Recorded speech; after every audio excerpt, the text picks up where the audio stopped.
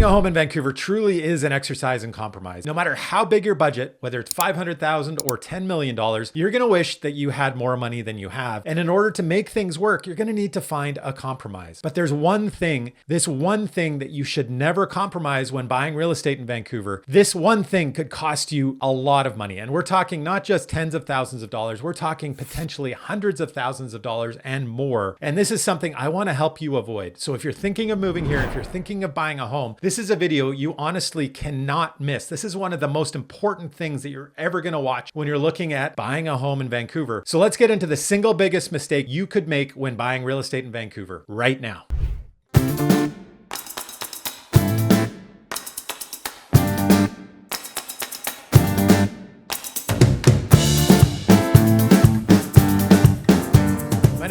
Albrecht with the Living in Vancouver BC team, and welcome back to the channel. If you're new here, this channel is all about moving to and living in Vancouver. I put out videos just like this one every single week, but this week we're talking about something that I think is critically important. It's a conversation that I have with every single one of my clients when we start looking for property in Vancouver, and that's a conversation about the biggest mistake that I see people making: not paying attention to the condition of a property. This is ultimately the most critical when you're looking at buying a condo or a townhouse, but it is also important with a duplex and even a house. So this is a conversation that you want to pay attention to if you're thinking of buying anything in the Lower Mainland, because not paying attention to this one thing could cost you hundreds of thousands of dollars. I'm going to start by setting the stage a little bit. We're going to talk about why this is ultimately so important, and then how you can avoid it is something that we're going to talk about towards the end of this video. But first of all, setting the stage. So let's talk about the cost of real estate in Vancouver, because that is one of the things that you're going to need to wrap your heads around when you're moving to Vancouver, is that it is most likely going to be a much more expensive market than you're used to. And that shouldn't come as a shock to you watching this video. I'm sure if you're thinking about moving here or you already live in Vancouver, you realize that Vancouver is an expensive place to live. And predominantly that high cost of living is related to the cost of real estate. So in the city of Vancouver right now, we're looking at about $2.6 million for a typical house. A typical townhouse is $1.35 million, and a typical condo is just over $800,000. And that's all in the spring of 2025. So no matter where you're moving from, most likely Vancouver is going to be a more expensive market than you're used to. Now, there are less expensive parts of Metro Vancouver and the Lower Mainland, and you should be aware of that too. The city of Vancouver at the very center is where land is most expensive. And as you move out from there, things get cheaper and cheaper. So like I said, a typical house in the city of Vancouver is 2.6 million, but you can find areas in the distant suburbs that are around $1 million, but you're still paying over $1 million for a house pretty much anywhere in Metro Vancouver. And you are paying, let's call it about $400,000, $500,000 pretty much anywhere for a condo in Metro Vancouver. In the downtown core, you're looking at least about $700,000 for a pretty basic one-bedroom condo. And these numbers are higher than you're going to see just about anywhere in Canada. In most markets, that's actually what you're going to be paying for a relatively nice, bigger, newer house. That's not the case when you're moving to Metro Vancouver. And so one of the early conversations that I have with all of my clients is about this idea of this need to make a compromise. And we begin by making a wish list. We have, my recommendation is always to make a list of wants and needs, and to really work that through with your partner. And that's the very basis of understanding when you're moving forward and thinking about moving to Vancouver. What can you compromise on and what can you not compromise on? And then further than that, I start to talk about these levers. Ultimately, on one side of the equation is price, but on the other side, I picture these levers. And these levers include, in a very simplified way, the size of the space. And so whether it's bigger or smaller, obviously, if a home gets larger, you end up having to pay more for it. And if you're talking about a house, the most significant part of the cost of that house is the land size. The bigger the piece of land, the more expensive it's going to get. So obviously, again, in this example, if you're looking at a one-bedroom condo in downtown Vancouver, if it's 700 square feet versus 500 square feet, that is going to change the value of it and the potential price. And then we talk about location. What is more important? Obviously, as I said, at the center of the city, at the center of Metro Vancouver is where land is most expensive. And so moving out from there, things get less and less expensive. They might become less walkable, less convenient, and as a result, the land isn't as expensive. So location becomes a really important indicator of what the value might be, this lever that we can move up and down. Another one would be features. And so things like whether it has parking or how many parking stalls, or whether you have an attached garage, the outdoor space as an example, and the kind of amenities that might be included, not just in the property. So if you're looking at a strata, like whether it has a swimming pool or a rooftop deck or a big gym, but also in the community. So this is true whether you're looking at a condo or a house. What kind of amenities are around you? This is all part of the features of the home. And then next would be the age of the home, something that is newer versus older. When something is newer, there's less to worry about. As something ages, there might be more deferred maintenance. There might be more maintenance that happens, and then owning that property becomes more expensive. As a result, usually things that are older become less expensive, and things that are newer are more expensive. There's more demand for something that is newer. And the way that I further explain this is that generally owning real estate is kind of like owning a car, right? You can't expect that the car is going to run forever, that every element in that car will never break down. It needs to be taken to the mechanic, and then occasionally certain elements of that vehicle need to be replaced. And that's true of owning real estate as well, whether you're owning a condo or a house. And a house, you have a little more control with it. With a strata, you might not be as hands-on, you might not be as aware that things are being done, but it's true from one end of the real estate spectrum to the other. And then finally is the one that we're most interested in, is really the condition of the property. What is its current state? This is often tied to its age, depending on how old it is. As I said, if something is newer, most likely it's in a really good condition. If something gets older, it becomes more critical to look at exactly what the condition is, because some buildings are better cared for than others. Some buildings have been better managed, and some stratas are more on top of things, or some owners are more on top of things. And so the condition of the property becomes quite important and part of the value equation. And again, one of these levers that you can move up or down to try and work yourself within a budget. So we have price on one side, and then we have these levers that we can move up and down. And if you want to get a better location, if you want to get better amenities, features of the home, and a bigger home, well, if you're raising those levers, the price lever can't drop. It actually has to rise, or one of the other levers, like the condition, might need to drop in order to keep your price at the same level. And this becomes a really important exercise to think about in the way that you're approaching buying real estate in Vancouver. Every single one of these levers impacts the price. So this is a conversation that I often have with clients at the outset of starting their search and buying a home in Vancouver. And more often than not, when people are sending me listings that they like, that are appealing, most commonly what I see they're prioritizing is the size of the space, the condition on the inside of the unit, and then the price. And so the better value that they see for essentially the bigger space and the prettier pictures, that's what people are attracted to. And so at the very outset, I often find there's a bit of a push and pull, because what I'm most concerned about is really the condition of the building. And because they're looking at these properties that are, looking like better value, more often than not, the lever that is being dropped in order to get to a better value is the condition lever. And they're not thinking about it. And that makes complete and total sense, because it's not all that obvious. You actually need a lot of experience in our market to understand what is good condition in a building and what is bad condition. So why is the condition of a building so critically important when buying real estate? Well, it is most important, I would say, when you're buying a strata, a condo. You're one owner out of, let's say, 15, 100, 200 other units. And so the thing is, the condition of the building could potentially be your biggest asset, but it could also be potentially your biggest liability. The importance of this diminishes a bit the more land that you own. So when it comes to a townhouse, it is also really critically important to be aware of and thinking about the condition of a home, because once again, you might be one of 20 other owners.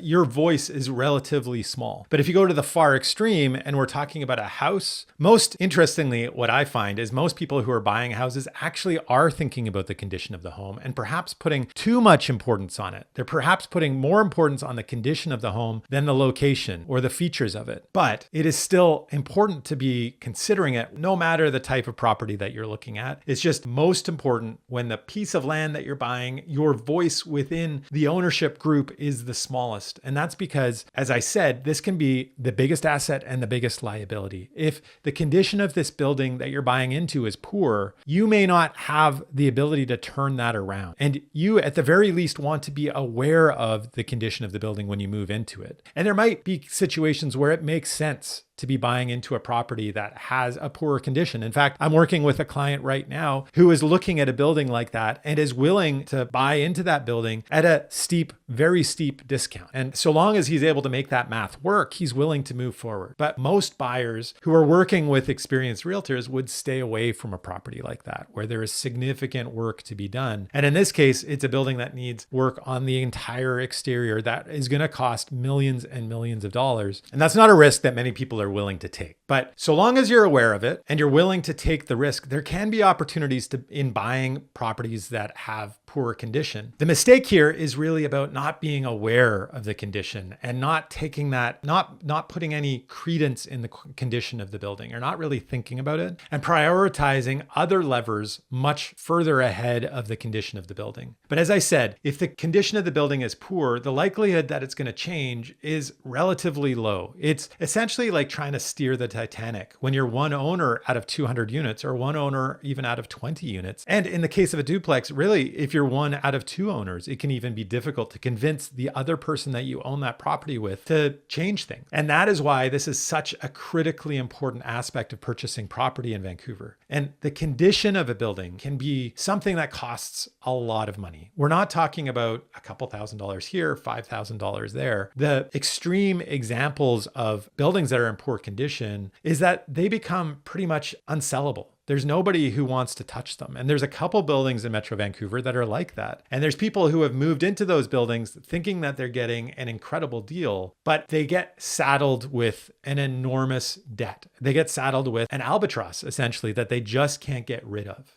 And that becomes a really bad experience, an experience that I don't want my clients to get into. So at the very least, you need to understand just how important buying a building that's in reasonable condition is. And if you're willing to take a risk, that's fine. You just need to go in with your eyes wide open and understand the risks that you're taking. But even more than that, I think something that people really need to understand is, as I said, this idea of this being one of the biggest assets and one of the biggest liabilities. Good buildings in good condition sell faster. They tend to appreciate more because the pool of potential buyers is larger, and realtors are encouraging their clients to purchase into those buildings. I can feel confident that I can help my clients sell that property down the road. If it's in good condition now, it is likely to continue to be in good condition in the future. If it is not, it is generally a building that I'm going to kind of steer my clients away by having these sorts of conversations with them. And other agents are doing the same thing. And this is why, once again, this is such an important thing to be thinking about when you're buying real estate in Vancouver. And if you are thinking of buying real estate in Vancouver, you probably already know this, but I am a realtor in Vancouver that has helped hundreds of families not just find the right neighborhood, but find the right home and find the right value when they're buying a home. I can help you and your family as well whenever you are ready. It's just a conversation. My contact information is right there on the screen. But now let's get back to the video. So now we understand the critical importance of the condition of a building when looking at real estate in Vancouver. But how do you protect yourself? That's sort of the next step, right? Like, you know that this is important, but